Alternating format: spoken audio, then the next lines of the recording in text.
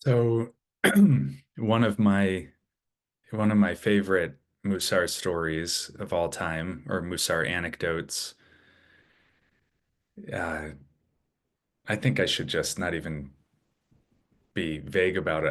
I think my all-time favorite Mussar anecdote is I was I think 23 years old and I had just moved to Jerusalem for a year and was studying at the Pardes yeshiva there. And and you know, it's just a heady time and I was, very, excited about everything that was happening and the questions that I had and the possibilities in my mind and all of the inner drama and that we always have, but maybe it's particularly acute when we're at that age. And I remember there was a older man, he's probably my age now, who was there for the year with all of us 20 somethings, a professor from Idaho named Howard. And he was, I think, on a sabbatical for the year and was in Jerusalem to study. And so we went out one night for coffee. We wanted to get to know each other a bit. So we went out for coffee one evening and sat across from each other. And he asked me what brought me to Jerusalem. And I responded with this really long-winded account of my seeking and journeying and all of the, just that, reflections on my journey and what brought me here.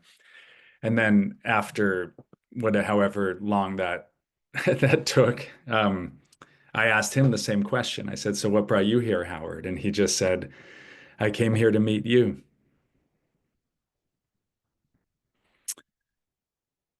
And that was it. I mean, not it in terms of my needing to be constantly reminded of that, forgetting that, but in terms of like what really felt like a transmission from him. And so why is that a transmission? I think you know, the language that many of us use to talk about our spiritual life, we use the language of journey, you know. Um, Even our CCM website, and I'm not against using the language of journey, but even our website says your Musar journey begins here, you know. And that kind of tagline is very familiar, right? And we use the word journey in the language of journeying for brilliant reasons to describe our spiritual lives. It does feel like we're on a path and we're somewhere between knowing and not, or between not knowing and knowing, or so we imagine, that it's accurate in many ways, right? There's human development in all respects. We're on a journey through this life. And I think there are also risks in using this kind of language. It implies to use the language of journey implies that life is elsewhere, right? That where we are right now is not where we need to be. And that might be true on one level, right? In terms of our inner growth, God willing, and our becoming more conscious and all of those things, and also collectively, right? We can look around and see we live clearly in an unredeemed world, a broken world. So yeah, where we are is not where we need to be. And yet we tend to really internalize that, I think, and this sense of life being elsewhere, I think can really over time be corrosive, or can be detrimental to us because then we get into this mindset of sort of chasing experience. We think, well, I'm not where I need to be, but if I just read one more book that's going to describe it to me, or if I just hear one more, like the right teaching, or if I just work really hard and do this work on myself, if I just, then I could get to where it is, and again, on some level, that's not a bad impulse either in terms of, yeah, we it takes work. And yet it's almost like a subtle violence towards ourselves to constantly be told we're not where we need to be. And I think the Musar cost of it also is then this doesn't always happen, but in the example of Howard and me, right? It was very solipsistic, right? What I was describing to Howard in that anecdote. I think sometimes the language of journey can make it seem like others who we encounter are sort of like stones on our path or something, maybe not that dramatic, but we objectify them because after all, it's my journey, my spiritual journey. So I think there's a relational component too. So I don't think we should stop using the language of journey. I continue to use it, but I think we maybe there's just an invitation to be chastened a little bit in how we think about it. That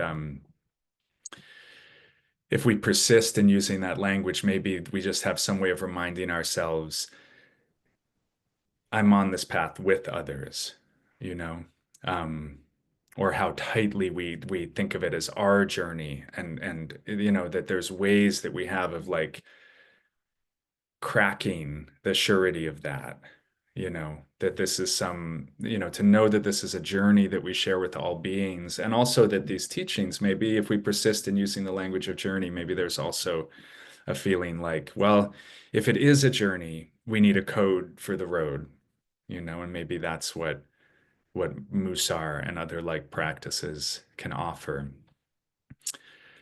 And I come back to Howard all the time. I mean, I think in each moment, each other before us, there's a sense of like, okay, just that gift we can give someone when we can say authentically, I came here to meet you. You know, it's a beautiful gift. And for us to really, really feel that. Uh, so for me, that's been a guiding, story to return to. And just to we can say it even when we're not before a particular other. I mean, we can say it when we're in a Zoom room, when we're meditating together.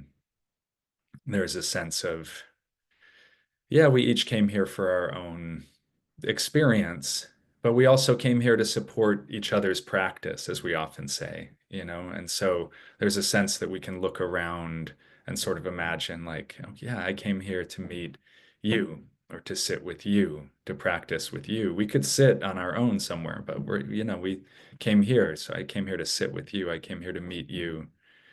We can see how that feels to intend in that way. I think there's always this tension with spiritual practice and this kind of the risks of using the language of journey. Um, we don't speak about enlightenment in Judaism so much, but we don't not speak about it either. There's nothing not Jewish about enlightenment, It's and I think I'm thinking of that word because I think we often think in our popular imagining that enlightenment is sort of the end of a journey, right? And it's like an arrival point. And a lot of the teachings will say our true nature is, if enlightenment is the like it's sort of, as I understand it in the English, is to like beam light, to bring forth light, to bring forth a strong, true spirit. And that is the teachings all tell us, Eloheinu Shamash and Atata Bi, the soul that I have within me is pure. Like we're born with that light, we're born with that strong, true spirit. So in a way, we don't need a journey, that's enough. But maybe the reason that we need a journey or something like it is to learn and really to remember over and over to realize that, like to not keep the light within, but to let it kind of shine forth, to really encourage ourselves to bring forth this strong, true spirit. So it's like moving it from its latent state to its relational state. Maybe that's all the journey is. But it's here. There's nowhere else we need to be. And life isn't, in fact, elsewhere.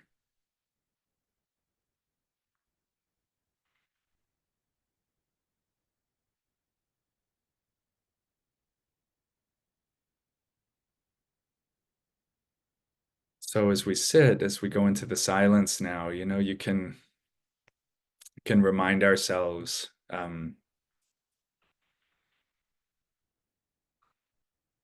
mean, there's nothing bad to think and there's nothing bad to feel. So whatever arises, as we often say, is an honored guest, in the words of Rumi.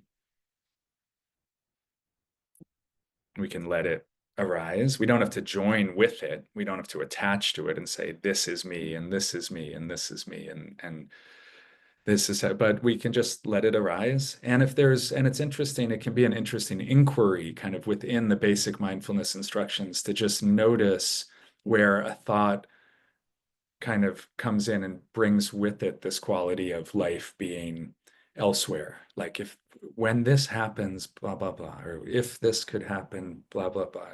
So it's not bad, right? But it's kind of neat to notice that how many of our thoughts make life elsewhere.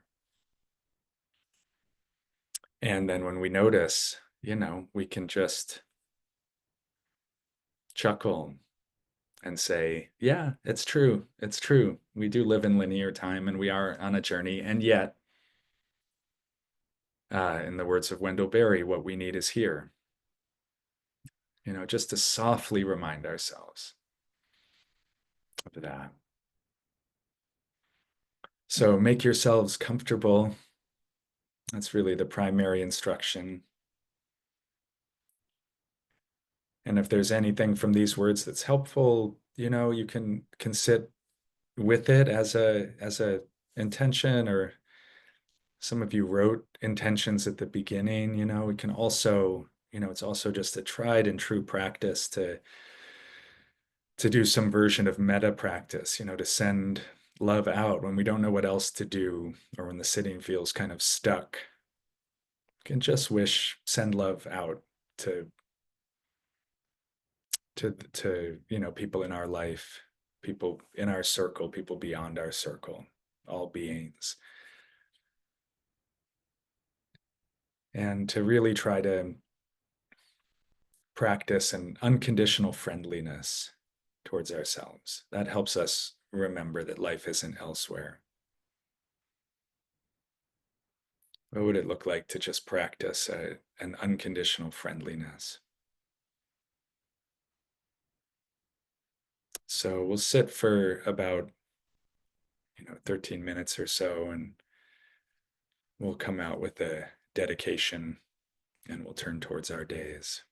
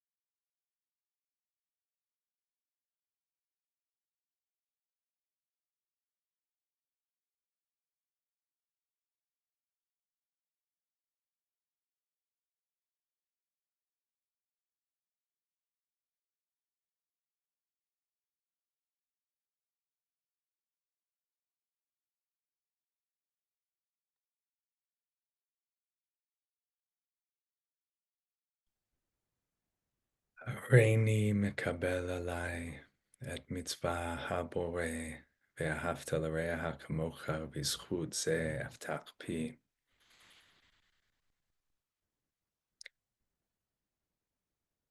May we feel a readiness, each in our own way, to take upon ourselves the mitzvah of loving our fellow as ourselves. And by this merit, may we open our mouths, open our hearts, and move into our day. Thanks, everybody. Good to sit together, good to practice together. See you soon. See you next week, if not sooner.